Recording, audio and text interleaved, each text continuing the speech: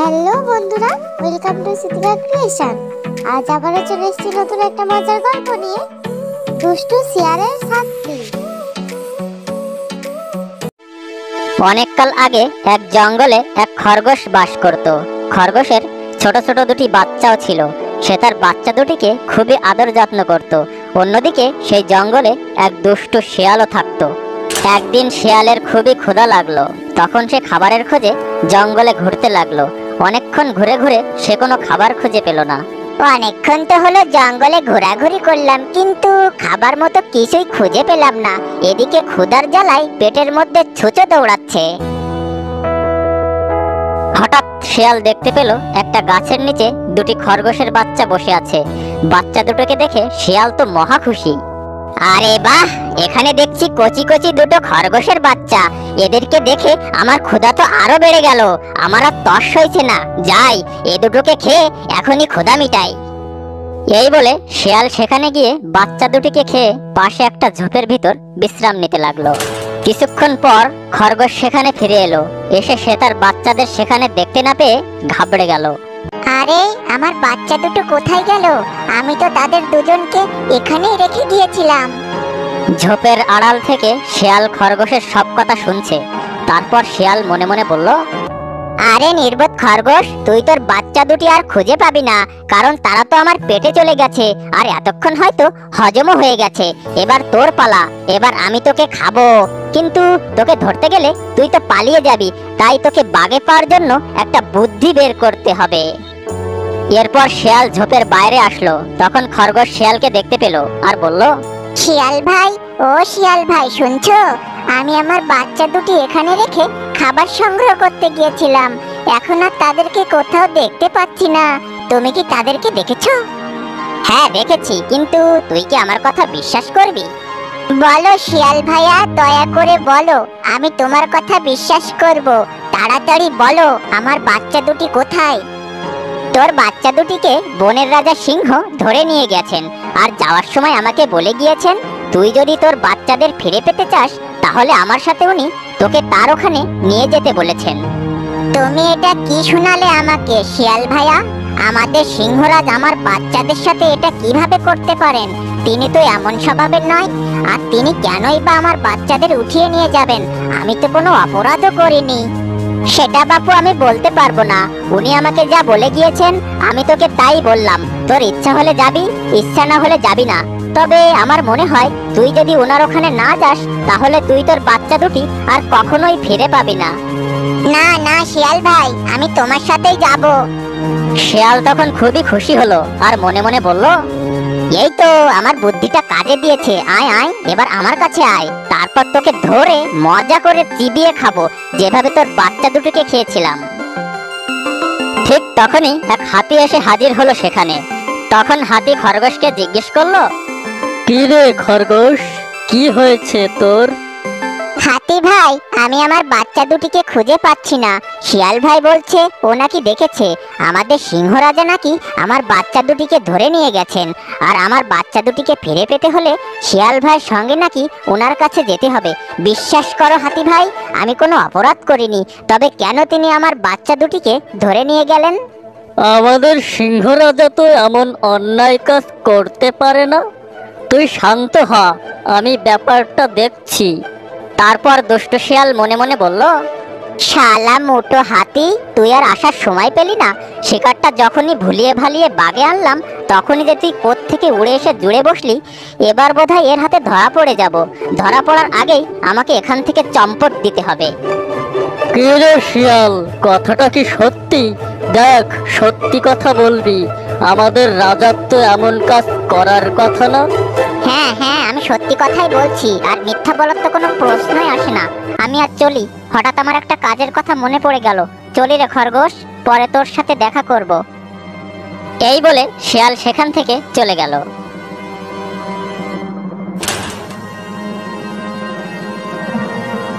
পরদিন শিয়াল বনের ভেতর দুটি হরিণের বাচ্চা দেখতে পেল। আজ এই হরিণের বাচ্চা দুটো খাবো, আর দোষটা চাপিয়ে দেব ওই মোটো হাতিটার উপর। দাঁড়াও, আমার উপর মাতবাড়ি করা তোমার বের করছি, বেটা হাতি। এই বলে শিয়াল হরিণের বাচ্চা দুটো খেয়ে নিল। কিছুক্ষণ পর হরিণ সেখানে ফিরে এসে দেখলো তার ছোট ছোট বাচ্চা দুটি ওখানে নেই। তারপর হরিণ সামনের দিকে তাকিয়ে দেখলো এক শিয়াল সেখানে দাঁড়িয়ে আছে। তখন সে শিয়ালকে বলল, এই যে শিয়াল ভাই, তুমি কি এখানে দুটো হরিণের বাচ্চা দেখেছো? আমি আমার বাচ্চা দুটো খুঁজে পাচ্ছি না। হ্যাঁ, আমি দেখেছি তোর বাচ্চা দুটোকে ওই মোটো হাতি নিয়ে গেছে। তবে আমি যে দেখেছি সেটা কাউকে বলিস না, কারণ একথা যদি মোটো হাতি জানতে পারে তাহলে সে আমাকে তার পায়ের নিচে ফেলে পিষে মেরে ফেলবে। আমি কি এমন অপরাধ করেছি যে হাতি ভাই আমার বাচ্চা দুটোকে নিয়ে গেল? আমি বনের রাজার কাছে নালিশ দেব। তারপর শিয়াল মনে মনে বলল, এবার বুঝবে মুটো আমার সাথে মাতবাড়ি করা। এরপর বনের রাজা সিংহ হাতিকে ডেকে আনলেন। এসব আমি কি শুনছি? তুমি কেন হরিণের বাচ্চা দুটো চুরি করেছো? সিংহরাজ, আমি তো কিছুই বুঝতে পারছি না, আমি কেন হরিণের বাচ্চা চুরি করতে যাব? হ্যাঁ হ্যাঁ, তুমি আমার বাচ্চা দুটো চুরি করেছো। তুই এসব কি বলছিস? আমি তোর বাচ্চা চুরি করতে যাব কেন? তুই কি দেখেছিস আমি তোর বাচ্চা দুটিকে চুরি করেছি? কি রে বল? না, আমি দেখিনি, তবে একজন দেখেছে। অন্য একজন? সে কে? তার নাম বল। না, আমি তার নাম বলতে পারবো না, কারণ তুমি তাকে পিষে মেরে ফেলবে। তুই এসব কি বলছিস? বিশ্বাস করুন মহারাজ, আমি এ সম্পর্কে কিছুই জানি না। দেখো হাতি, তুমি বনের সবার চেয়ে অনেক বড়, তাই বলে তুমি যা খুশি তাই করে বেড়াবে সেটা তো আমি মেনে নিতে পারবো না। তোমাকে তো তোমার অপরাধের জন্য শাস্তি পেতেই হবে। না না রাজামশাই, কোথাও কোনো একটা ভুল হচ্ছে। না, তোমাকে তো এই অপরাধের শাস্তি পেতেই হবে। ঠিক আছে, আমি যদি সত্যি এটা করে থাকি তাহলে আপনি আমাকে যে শাস্তি দেবেন তা আমি মাথা পেতে নেব। তবে আমাকে শাস্তি দেওয়ার আগে আপনাকে শাস্তি পেতে হবে। কি বলছো তুমি? তোমার কি মাথা খারাপ হলো নাকি? আমাকে কেন শাস্তি পেতে হবে? আমার অপরাধ কি? আমাকে যে অপরাধে আপনি শাস্তি দিচ্ছেন সেই একই অপরাধ তো আপনিও করেছেন। কি বলছো তুমি? আমি তো কিছুই বুঝতে পারছি না। সব কিছুই বুঝতে পারবেন। আমাকে শাস্তি দেওয়ার আগে খরগোশকে এখানে ডাকা হোক, তাহলে আপনি সব কিছুই বুঝতে পারবেন। ঠিক আছে, আমি তাহলে খরগোশকেও এখানে ডাকছি। তারপর খরগোশ সেখানে আসলো আর বলল, রাজামশাই, আমরা তো আপনাকে অনেক ভালো জানতাম, কিন্তু আপনি এমন কাজ কেন করলেন? আমি তো কিছুই বুঝতে পারছি না, কি করেছি আমি? আপনি আমার বাচ্চা দুটিকে কেন ধরে এনেছেন? আমি তো কোনো অপরাধ করিনি। কে বলেছে যে আমি তোর বাচ্চাদের ধরে এনেছি? আমি তো কিছুই বুঝতে পারছি না, এসব কি হচ্ছে? কেন? শিয়াল ভাই দেখেছে আপনি আমার বাচ্চা দুটিকে ধরে নিয়ে এসেছেন।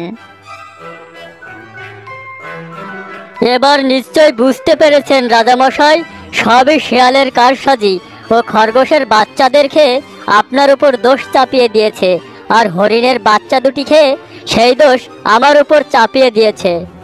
হ্যাঁ রাজামশাই, শিয়াল ভাই তো আমাকে একথা বলেছে যে হাতি ভাই আমার বাচ্চা দুটো চুরি করেছে।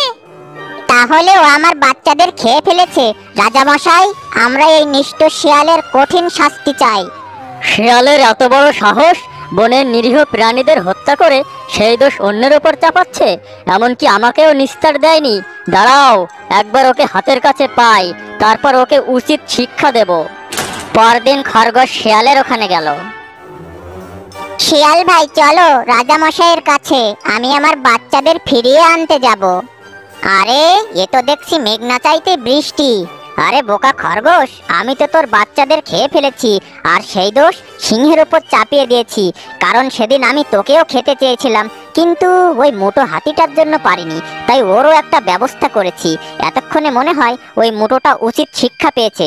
যাকগে সেসব কথা, এখন আমি তোকে মজা করে চিবিয়ে খাবো। সেই সুযোগ আর তুই পাবি না, ধূর্ত শিয়াল। আরে রাজামশাই, আপনি এখানে? শুধু আমিই নই, বাকিরাও এখানে আছে। তোর এত বড় সাহস, তুই বনের নিরীহ প্রাণীদের হত্যা করছিস আর সেই দোষ অন্যের উপর চাপিয়ে দিচ্ছিস, এমনকি আমাকেও ছাড়িসনি।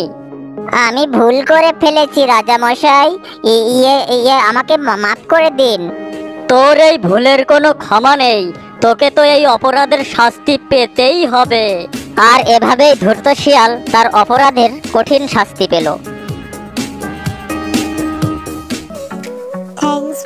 ওয়াচিং। ভিডিওটি যদি ভালো লাগে তাহলে চ্যানেলটিকে সাবস্ক্রাইব করুন আর পাশে থাকা বেল আইকনটি ক্লিক করে দিন পরবর্তী ভিডিওগুলো পাওয়ার জন্য। Thank you.